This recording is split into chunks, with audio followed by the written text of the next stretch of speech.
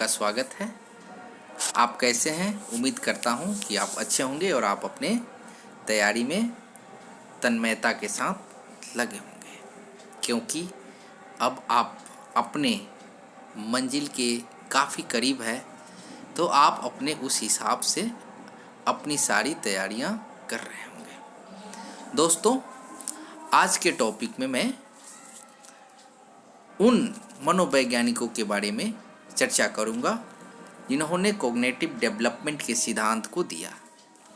Cognitive development का सिद्धांत देने वाले मनोवैज्ञानिक बहुत हुए, लेकिन उनमें जो सबसे इम्पोर्टेंट हैं उनके नाम मैं कोहलर, जिन्होंने जर्मनी में अपना जन्म लिया और मनोवैज्ञानिक बनने के क्रम में उन्होंने बहुत सारे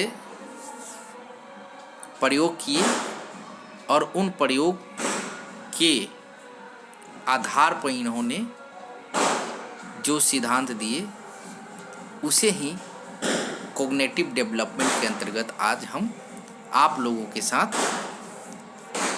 व्याख्या करेंगे और उससे संबंधित जितने भी फैक्ट है वो मैं आप लोगों के साथ साझा करूंगा। इस फैक्ट को शुरू करने से पहले मैं थोड़ा सा परिचय देना चाहता हूं, जो कि किन किन मनोवैज्ञानिकों ने किस किस तरह के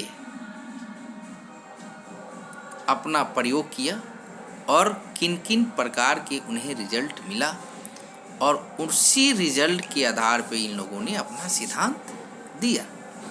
तो सबसे पहले इस सिद्धांत का प्रतिपादन जर्मन मनोवैज्ञानिक कोहलर एवं कोफ्का ने किया। सीखने में सूझ का सिद्धांत गेस्टाल्टवादियों की देन है। ये लोग समग्र में विश्वास करते हैं, अंश में नहीं। समग्र में विश्वास करते हैं, अंश में यानी कि नहीं के बराबर करते हैं। इसलिए इस सिद्धांत को समग्र कृति सिद्धांत भी कहते हैं। ध्यान रखेंगे, जितने भी गेस्टाल्टवादी मनोवैज्ञानिक हैं वे लोग समग्र में विश्वास करते हैं, अंश में नहीं। इसीलिए इस सिद्धांत को समग्र कृति सिद्धांत के नाम से भी जानते हैं या उसे कहते हैं। गेस्टाल्टवादियों के अनुयायियों का कहना है कि एक गेस्टाल्ट या आकृति एक समान जिसकी विशेषताएं पता लगाई जा सकती है। इस सिद्धांत को सूझ का अंतर्दृष्टि का सिद्धांत कहा जाता है। प्रस्तुत सिद्धांत के प्रयोग कोहलर, कोफ्का एम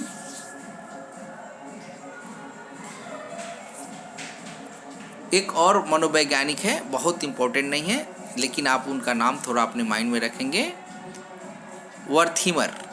तो तीन वैज्ञानिक जिन्होंने गेस्टाल्ट समग्रवादी हैं, उसमें सबसे पहला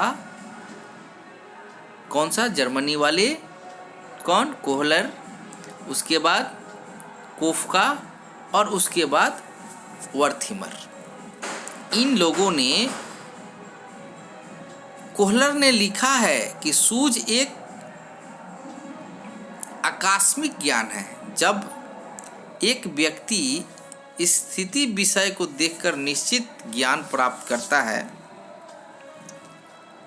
अन्य शब्दों में, जब हम किसी समस्या का समाधान प्रत्यक्ष संबंधों के आधार पर स्थापित करते हैं तो वह अति उत्तम होता है और उसे सूझ कहते हैं। हमें दो शब्द यहाँ पे मिला कोहलबर्ग के कॉग्निटिव डेवलपमेंट के अंदर कि कल्पना और परिकल्पना। परिकल्पना जो समाधान करने के सीमा के अंतर्गत आता है। याद रखिएगा, ये शब्द आपको मिलेंगे पेपर में। परिकल्पना जिनका समाधान हम सीमा के अंतर्गत कर सकते हैं, जबकि कल्पना का कोई सीमा नहीं होता है। इस क्रम को हम आगे बढ़ाते हुए हम कुछ कार्य को करके सीखते हैं, जैसे लर्निंग बाय डूइंग। कुछ कार्य को दूसरे को देखकर करते हैं और कुछ कार्य को बिना बताए हुए हम स्वयं करते हैं। इस तरह के सीखने को सूझ द्वारा सीखना कहते हैं। दोस्तों, इसके अनुसार वास्तविक स्थिति को प्राप्त करने के लिए हम लोगों ने सबसे पहले एक्सपेरिमेंटल का इन मनोवैज्ञानिकों ने हेल्प लिया, एक्सपेरिमेंट किया। तो सबसे पहले प्रश्न पूछा जाता है कि कोहलर ने एक बनमानुष के ऊपर किन किन प्रयोगों को किया और उस बनमानुष का नाम उन्होंने क्या रखा था। सक्सेस विद सुमन केवीएस का सबसे महत्वपूर्ण उद्देश्य यही होता है कि किसी भी समस्या को, जितना भी जटिल से जटिल समस्या हो, उसका समाधान उससे अधिक सरलतम रूप में आप तक पहुंचाना ही इस चैनल का प्रमुख उद्देश्य है। कोहलर ने जिस बनमानुष के ऊपर अपना प्रयोग किए, उस बनमानुष का नाम सुल्तान था। आप ध्यान रखेंगे, अब नहीं भूलेंगे कि बनमानुष जिसका नाम कोहलर ने सुल्तान रखा, उन्होंने 2 प्रकार की उस सुल्तान के ऊपर प्रयोग किया। एक बार सुल्तान को पिंजरे में रख दिया और बंद कर दिया और 2 बड़े बड़े छर को उस पिंजरे में डाल दिया और वो छर एक दूसरे के अंदर लग सकते थे और पिंजरे के बाहर कुछ दूरी पे कुछ केले को कोहलर ने डाल दी।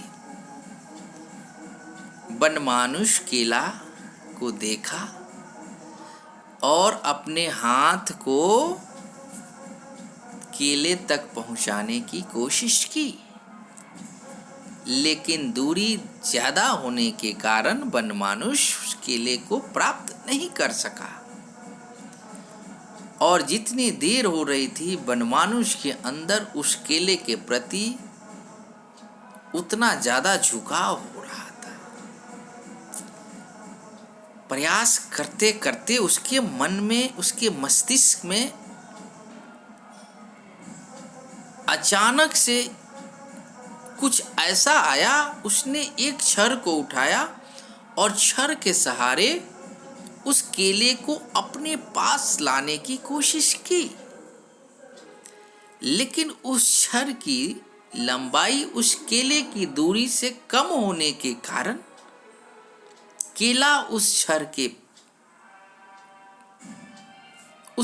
के पास से और दूर रह गया। बनमानुष सुल्तान अपना प्रयास नहीं छोड़ा, इधर उधर भागते भटकते पिंजरे में इधर उधर करते, हाथ निकालता, कभी उसको करता, करते करते उसके दिमाग में फिर कुछ इस प्रकार का चमत्कार हुआ। वो उस दूसरे छड़ को लेकर इस छड़ में जोड़ दिया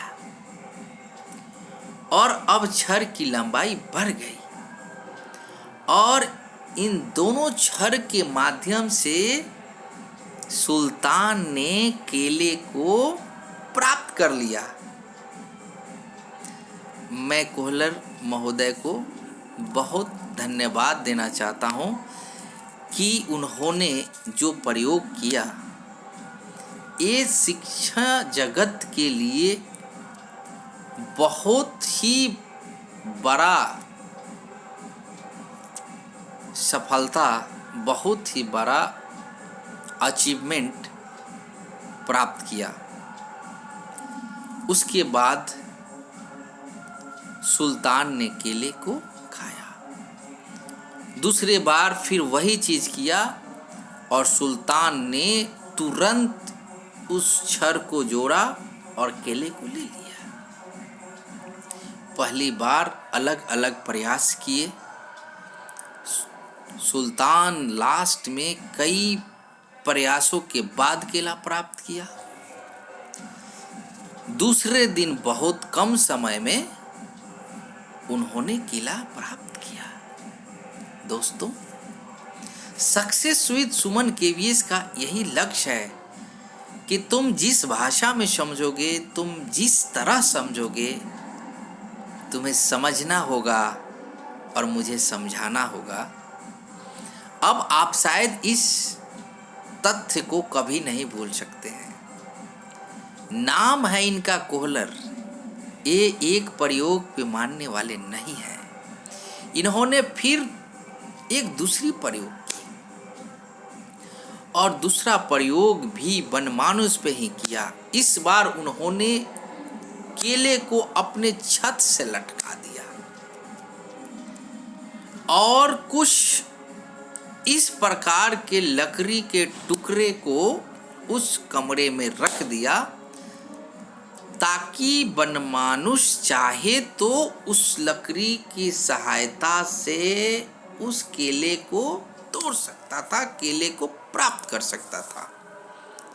लेकिन अगर बनमानुष प्रयास नहीं करेगा तो उसे वो केला प्राप्त नहीं होगा।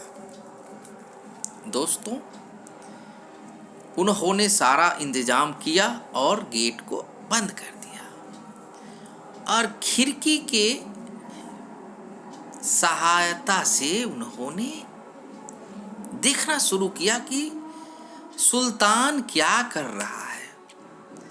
सुल्तान जंप लगा रहा है, कूद रहा है, फान रहा है, केले को प्राप्त करने के लिए परेशान है। उसे केले हाथ नहीं लग पा रहा है। फिर उन्होंने एक लकड़ी का टुकड़ा उठाया, फिर उस पे चढ़ा, फिर नहीं हुआ। फिर दूसरे टुकड़े को उठाया, फिर उस पे रखा, फिर हुआ। फिर तीसरे के उठाया, फिर हुआ, नहीं हुआ। लकड़ी के टुकड़े की साइज अलग अलग थे। उन्होंने बड़ा वाला तो पहले नहीं उठाया, छोटा वाला उठाया, फिर उससे छोटा, फिर बड़ा। लकड़ी गिर जाती थी। बार बार करते करते करते करते बनमानुष के मस्तिष्क में यह बात समझ में आ गई और उन्होंने सबसे पहले बड़े लकड़ी को रखा, फिर उसके बाद उससे छोटी लकड़ी को रखा, फिर उसके बाद सबसे छोटी लकड़ी को रखा और उस पर चढ़ा और चढ़कर केले को प्राप्त कर लिया। दोस्तों, जब केले को प्राप्त कर लिया, कोहलर ने दो बार सार्थक प्रयोग किया और फिर उन्होंने जो सिद्धांत दिया वही सिद्धांत कॉग्निटिव डेवलपमेंट के अंतर्गत आता है।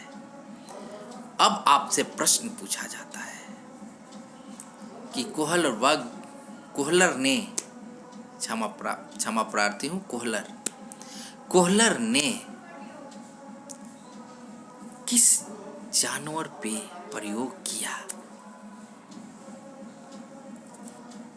बकरी, कबूतर, कुत्ता, बनमानुष। आपका उत्तर आपको मिल गया होगा। दूसरा, कोहलर के द्वारा प्रयोग किए गए उस जानवर का नाम क्या था?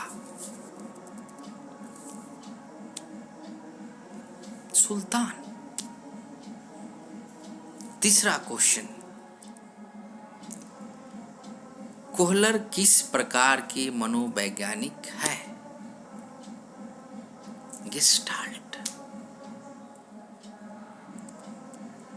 संपूर्णवादी, समग्रवादी, क्या कोहलर अंशवादी पे विश्वास करते हैं? नहीं। इससे ज़्यादा अभी तक केंद्रीय विद्यालय या किसी अन्य शिक्षक पात्रता में यहाँ से ऊपर जाने की कोई उम्मीद नहीं है।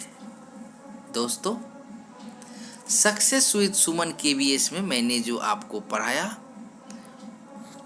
और उनके कुछ सिद्धांत की विशेषता भी मैं आपके साथ शेयर करता हूँ। सूझ उत्पन्न होने में सफलता तभी मिलती है जब समस्या से संबंधित सभी पक्ष इस प्रकार हो कि संबंध स्थापित की जा सके। इस प्रकार व्यवस्थित होनी चाहिए। अगर कोहलर सिर्फ केला को टांग देता या उसे पिंजरे में बंद कर देता और उसके पास उस व्यवस्थित सामग्री को नहीं रखता तो उसका प्रयोग सफल नहीं होता। इस प्रकार दोस्तों, आज के क्लास आपको कैसा लगा, इससे आपने कितना सीखा, आप अपना रिप्लाई, आप अपना जितना आपने सीखा, आप अपने भाव को कमेंट के माध्यम से हमें भेज सकते हैं। हमें आपके कमेंट का बेसब्री से इंतज़ार रहता है। और इस चैनल को सब्सक्राइब करें, शेयर करें, लाइक करें। आज की क्लास में मैं इतना ही, यहीं पे इस क्लास को समाप्त करता हूँ। जय हिंद, जय भारत।